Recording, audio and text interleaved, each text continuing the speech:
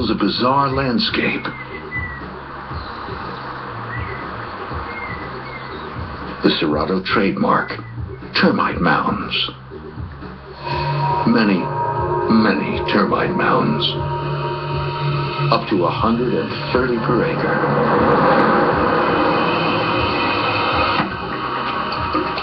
The dry season has begun. 6 months of almost no rainfall.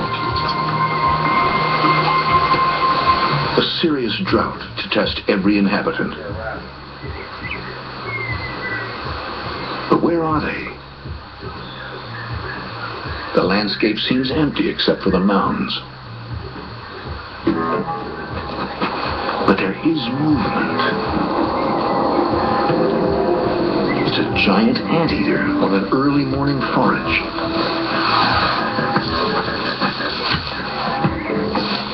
With a 7-foot-long, 80-pound body.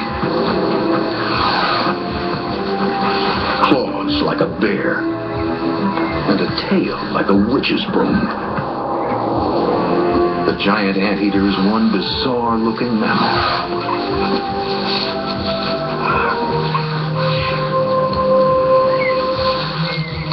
This is a female. And she has a baby, about 6 months old. Since birth, he's been traveling on his mom's back.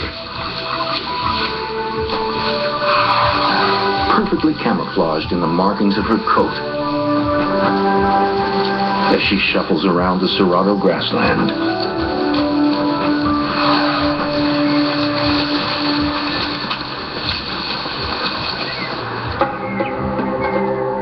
She's called an anteater, but termites do equally as well.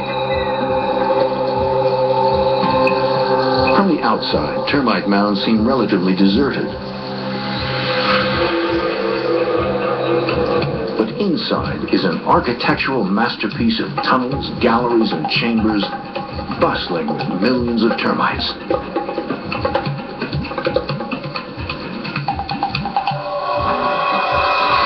And the anteater has the sensory and physical tools to get them.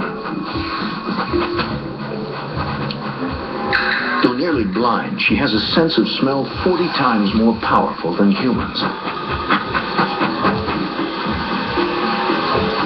So finding the feast is easy. The termite mounds are clay fortresses. But the anteater's claws are designed for breaking and entering. And her specialized mouth parts do the rest.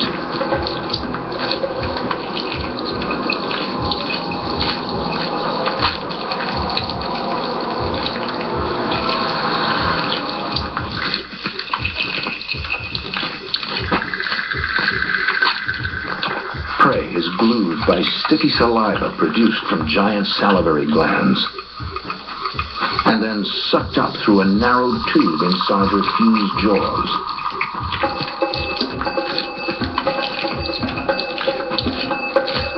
She can slurp up to 30,000 termites a day,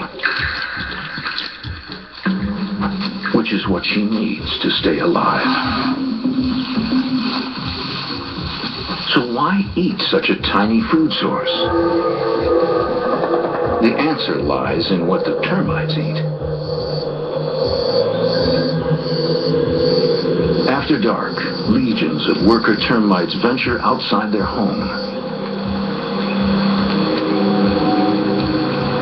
They work at night because these mound dwellers can't survive in sunlight. Collectively, each mound gathers as much as 100 pounds of dry grasses and plants in one night.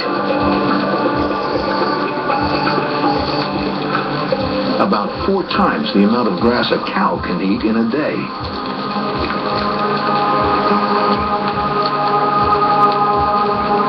Inside each mound, the termites feast on the grass, transforming it into protein in their digestive systems.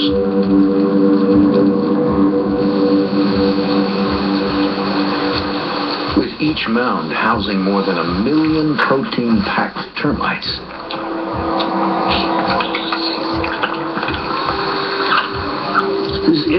such a bad diet for a giant after all.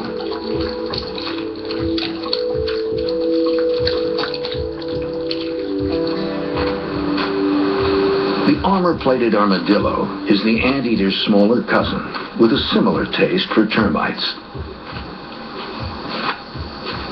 Protected from predators by his bony plates of overlapping armor, he lacks a super long tongue, so he digs ants and termites out of the ground.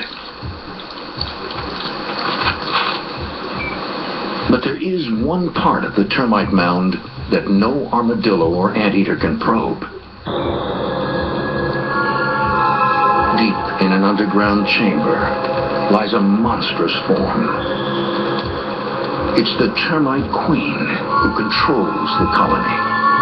As the only breeder, she lays tens of thousands of eggs a day, producing a vast family of brothers and sisters. The eggs are fed pheromones before they hatch, predetermining their future role. But all work unceasingly for colony survival, expanding the mound as the family grows. It takes decades of construction to build a new termite mound. But fossil remains prove termites have had over 200 million years of practice.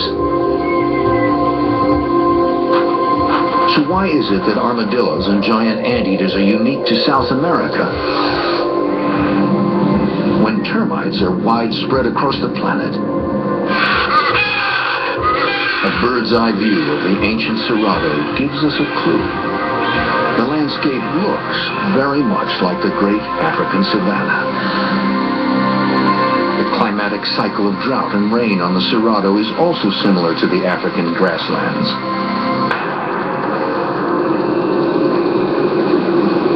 $180 million years ago, South America, Africa, and Antarctica were all connected as part of the densely forested giant supercontinent Gondwana. Around 150 million years ago, Africa began to split from South America, a process lasting 45 million years. As the continent separated, the first small mammals were emerging, so some were trapped in Africa and others in South America, where they began evolving along very different pathways. The majority of South America was still covered in dense forests when the giant anteaters family appeared.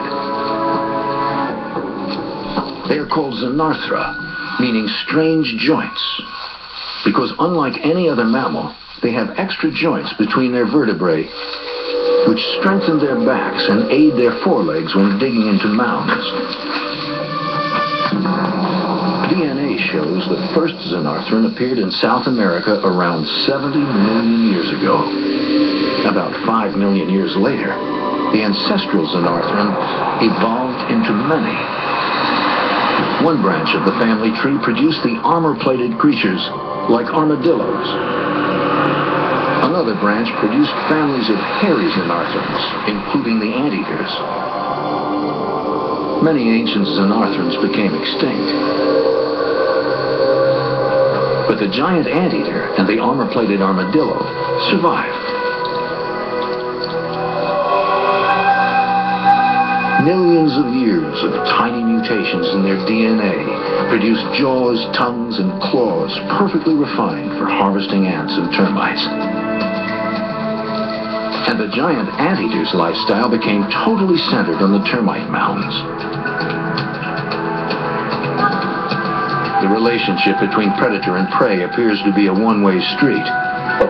It's fine for the anteater, but how do the tiny termites fight off a giant and survive?